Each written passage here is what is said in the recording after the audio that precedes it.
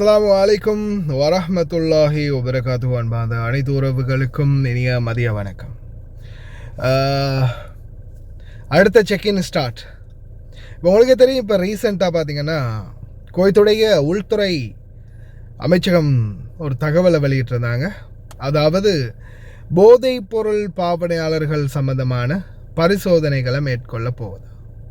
Director of the narcotics and alcohol prosecution Talal Al Faraj article 66 புதிய போதைப்பொருள் மற்றும் மது பாவனை சம்பந்தமான சோதனைகள் அனைத்து ஊழியர்களுக்கும் எடுக்கப்படும் அப்படின்னு தெரிவிச்சிருந்தாங்க. அதன் அடிப்படையில் விரைவான சோதனைகளை முன்னெடுத்தாங்க. அதில் பார்த்திங்கன்னா முதல் கட்டமாக குவைத்துடைய தீயணைப்புத்துறை அதிகாரிகளுக்கு கடந்த நாட்களில் சோதனைகள் இடம்பெற்றது குறிப்பிடத்தக்கது. அதுக்கு அடுத்ததாக பார்த்திங்கன்னா அது சம்மந்தமான நம்ம நியூஸையும் போட்டுறோம். இந்த இருக்குது, இந்த கிளிப்பை நீங்கள் பார்த்துருப்பீங்கன்னு நினைக்கிறேன். நான் இதுக்கு முன்னாடி போட்ட நியூஸ் அடுத்தது பார்த்திங்கன்னா இப்போது அதுக்கு அடுத்த கட்டமாக உள்துறை அமைச்சகம் குவைத்துடைய, நான் முன்னாடி எடிட்டிங்கில் நான் இதில் வீடியோ ஸ்டார்ட் ஆகும்போது இதில் போஸ்ட் எல்லாமே போடுறேன். உள்துறை அமைச்சகம் தற்போது உள்துறை அமைச்சகத்தில் வேலை பார்க்கக்கூடிய, அதாவது போலீஸ் அதிகாரிகள் இருக்காங்க இல்லையா, போலீஸ் அதிகாரிகளுக்கான போதைப்பொருள் சோதனைகளை முன்னெடுக்க போகிறாங்க இனி வரும் நாட்களில். போலீஸ் அதிகாரிகள், அதைத் தொடர்ந்து ஒவ்வொரு அதிகாரிகளுக்கும், அரசாங்க ஊழியர்கள் அனைவருக்கும் இந்த சோதனைகள் இடம்பெறும். அதனை அடுத்து படிப்படியாக தொழிலாளர்கள், அதாவது கவர்மெண்ட் செக்டாரை முடித்த பிறகு ப்ரைவேட் செக்டாருக்கு அப்புறமா டொமஸ்டிக் ஒர்க்கர் உட்பட அனைவருக்குமே, இந்த நாட்டில் இருக்கக்கூடிய அனைவருக்குமே போதைப்பொருள் டெஸ்ட் என்பது எடுக்கப்படும். அதே போல் பார்த்திங்கன்னா எதிர்வரும் காலங்களில் அவருடைய வீடியோ நான் மறுபடியும் உங்களுக்கு இந்த வீடியோட அட்டாச் பண்ணுறேன். என்ன ஒரு ஆரம்பத்தில் சொன்னார், ஃப்யூச்சரில் பார்த்திங்கன்னா எல்லாருக்குமே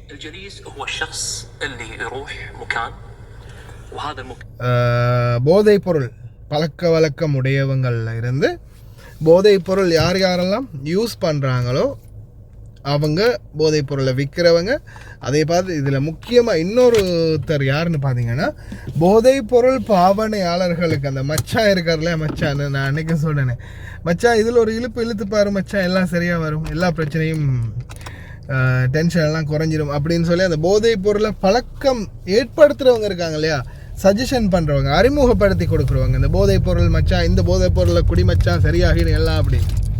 அந்த மாதிரி போதைப் பொருள் பழக்கத்தை ஏற்படுத்தக்கூடியவங்களுக்கு எதிராகவும் சட்ட நடவடிக்கை எடுக்கப்படும் அப்படின்னு தெரிவிச்சிருக்கிறாங்க.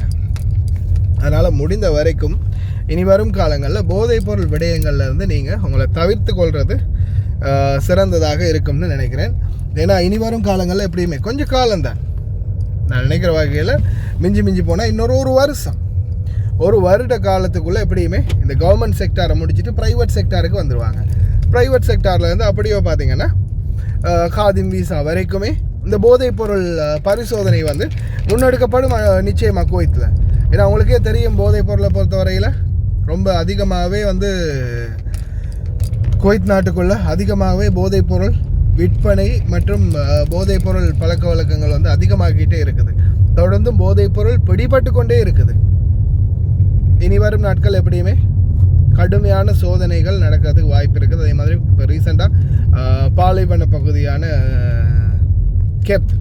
கெப்த் பாலைவன பகுதிகளிலேருந்து கூடாரங்கள் எல்லாம் சோதனை பண்ணினாங்க. உங்களுக்கு தெரிஞ்சிருக்கும், அவ்வளவு கூடாரத்தில் இருந்தும் எத்தனை போதைப் பொருள் மற்றும் மதுபான போட்டல்கள் பிடிபட்டு இருந்துச்சுன்றது யாரும் பார்க்காம விட்டுருக்க மாட்டீங்க. என்னுடைய நியூஸ்லையும் நான் ஹைலைட் பண்ணி அது இப்போ செப்பரேட்டாக ஒரு தனி வீடியோவும் போட்டிருந்தேன். தயவு செய்து போதைப்பொருள் மதுபாவனை இந்த பழக்கத்துலேருந்து முடிந்த வரைக்கும் நீங்கள் உங்களை தவிர்த்துக்கோங்க. அப்படி இல்லாத பட்சத்தில் நிச்சயமாக எதிர்வரும் காலங்களில் இந்த அரபு நாடுகளில் இன்னும் சிலர் கேட்டிருந்தாங்க, அப்போ யுனைடெட் அரப் எமிரேட்ஸில் எல்லாம் சாராயம் விற்கிறாங்க தானே, மதுபானம் விற்கிறாங்க தானே, அப்படி அங்கே விற்கும்போது அப்போ நாங்கள் ஆல்கஹாலிக் அடிக்ட் அப்படின்ற ஒன்று அங்கே பெரிய இஷ்யூவாக இருக்காது தானே அப்படின்னு. உங்களுக்கு நீங்கள் ஆல்கஹாலிக்காக இருக்கிற பட்சத்தில் உங்களுக்கு அது எந்த பிரச்சனையும் வராது, நீங்கள் அந்த நாட்டுக்கு டைரெக்டாக போகும்போது. ஆனால் இந்த அரபு நாட்டில் சவுதிலேயோ கட்டார்லேயோ ஒமான்லேயோ பஹ்ரைன்லேயோ நீங்கள் குவைத்லேயோ போதைப் பொருளோ அல்லது மது போதையிலேயோ நீங்கள் பிடிப்பட்டு ஃபிங்கர் வச்சு போனீங்கன்னா அந்த ஃபிங்கர் தான் உங்களுக்கு பிரச்சனை. அதை தான் நான் உங்களுக்கு தொடர்ந்துமே எக்ஸ்பிளைன் பண்ணுறது. இந்த நாடுகளில் நீங்கள் ஃபிங்கர் வச்சு போனால், அதாவது இந்த போதைப் பொருள் மற்றும் மதுபானம் இது போன்ற செயல்பாடுகளில் ஃபிங்கர் வச்சு போனீங்கன்னா நிச்சயமாக உங்களால் அந்த நாடுகளுக்குள்ளேயும் போக முடியாது. ஏன்னா நீங்கள் ஃபிங்கரில் போயிருக்கீங்க இந்த நாட்டில் இருந்து. அதுதான் மெயினான ரீசன். அதனால் தயவு செய்து முடிந்த வரைக்கும் போதைப் பொருள் பாவனைகள்லேருந்து உங்களை தவிர்த்துக்கோங்க. எல்லாம் வல்ல இறைவன் அனைவரையும் இந்த கெட்ட செயலிருந்து பாதுகாக்கட்டும். அதே மாதிரி இந்த போதைப் பொருள் வியாபாரிகள் எவ்வளவுதான் அரசாங்கம் தடுத்தாலும் அந்த டாப்பில் இருக்கிறவங்க, பெரிய லெவலில் இருக்கிறவங்க அதை டிஸ்ட்ரிபியூட் பண்ணிக்கிட்டே தான் இருக்கிறாங்க. அதை இல்லாமாக்குறதுன்றது பெரிய டிஸ்ட்ரிபியூட்டர்ஸ் இல்லாமாக்கினா தான் இல்லாமாக்கலாம் போல் இருக்குது. ஏன்னா எவ்வளோ தான் சின்ன சின்ன வியாபாரிகளை பிடிச்சாலும் தொடர்ந்துமே இது வந்து டிஸ்ட்ரிபியூட் ஆகிட்டே இருக்குது. போன வருடம், அதுக்கு முந்தின வருடம் நம்ம ஒவ்வொரு செய்திகளையும் பார்க்குறோம் தானே, எவ்வளவு தொகையாக பிடிபடுது. எவ்வளவு பிடிப்பட்டாலும், எத்தனை பேர் கைதாகினாலும், எத்தனை பேர் வந்து தூக்கில் தொங்க போட்டாலும் இந்த போதைப் பொருளுக்குரிய அடிக்ட் மற்றும் வியாபாரம் தொடர்ந்துக்கிட்டே இருக்குது. பாவிக்கிறவனுக்கு அதில் அடிக்ட்னா விற்கிறவனுக்கு அதில் அடிக்ட் மாதிரி இருக்குது. தயவு செய்து ரொம்ப கவனமாக இருங்க. நம்மளால் முடிஞ்சது இந்த மாதிரியான அவேர்னஸ் பதிவுகளை தொடர்ந்து உங்களுக்கு கொண்டு வந்து தரலாம்.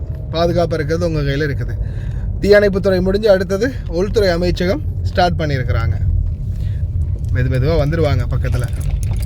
அக்கா அடிக்கணும்னா போதைப் பொருள் அல்லது மதுபானத்தில் சம்மந்தப்படாமல் இருக்கணும், மெடிக்கலில் மாட்டாமல் இருக்கணும். அதை கேட்டால் போல் நடந்துக்கோங்க. ரொம்ப கவனமாக இருங்க. جليس هو الشخص اللي يروح مكان وهذا المكان يكون فيه ناس قاعد يتعاطون وهو يدري أن الناس قاعد تتعاطى فيه، سواء رايح مع شخص، شخصين، ثلاثة. شنو هو المكان المعد للتعاطي؟ شقة، بيت، ديوانية، كشتة، شاليه، مخيم، أيا ما كان طبيعة هذا المكان، طالما أنت تدري أن في ناس قاعد تتعاطى في هذا المكان وأنت رحت بإرادتك وجلست معاهم، أنت جليس. خلني أضرب لك مثال عشان الصورة تكون واضحة.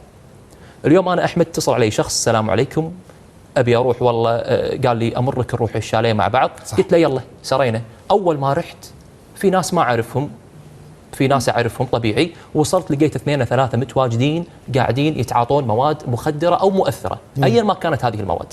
شفتهم، ظليت قعدت وما تحركت وكأن الأمر بالنسبة لي طبيعي. بهالحالة لو يو الداخلية عبر رجال المكافحة وضبطوا أحد من الموجودين، أنا راح أكون جليس. تدري ليش؟ إيه؟ لأني أنا قبلت أني أكون قاعد في هذا المكان حتى لما شفت أن هم قاعد يتعاطون، مع العلم أنا في البداية ما أدري أنهم قاعد يتعاطون، ولكن تدري أن من ضمن المعازيم أو المتواجدين. طبعا بس لما جيت وشفتهم قبلت في الأمر الواقع وجلست معاهم. زين شنو كان مطلوب مني أني أنا أسوي؟ كان مطلوب منك أنك تنصرف على طول وتبلغ، ما تستمر قاعد في هذا المكان.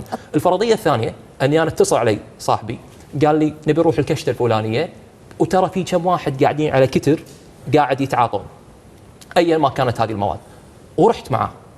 طبعا انا الحين ادري ان في ناس قاعد تتعاطى وقبلت على نفسي اني انا اجلس في هذا المكان وقعدت معاهم. طيب هو يقول انا ما سويت شيء، انا مجرد اني رحت وقعدت ولا اعطيت احد حبه ولا اعطيت احد شغله، مجرد كنت قاعد بكل بساطه ما سويت اي شيء. نعم انت ما سويت شيء، لكن الجرم اللي ارتكبته هو انك انت قعدت في مكان في ناس يتعاطون، ما كان لازم انك تقعد معاهم. كان المفروض انك اول ما تدري تقوم وتنصرف من المكان وتبلغ. وهذه رسالة، لا تروح حق مكان ما تعرف الناس اللي موجودين فيه، وقبل لا تروح تأكد من الناس اللي موجودين هناك. طيب وإذا رحت ولقيت شيء ما عجبك انصرف. طيب الحين أنا ما انصرفت وقعدت بإرادتي وصارت الضبطية من قبل لجان أو مكافحة، شنو عقوبتي في القانون الجديد كجليس؟ كجليس تصل للحبس لمدة 3 سنوات مجرد التواجد فقط. 3 سنوات حبس. فالسؤال المنطقي، هل الأمر يسوى أنك أنت تقعد في مكان في ناس يتعاطون وتاخذ 3 سنوات؟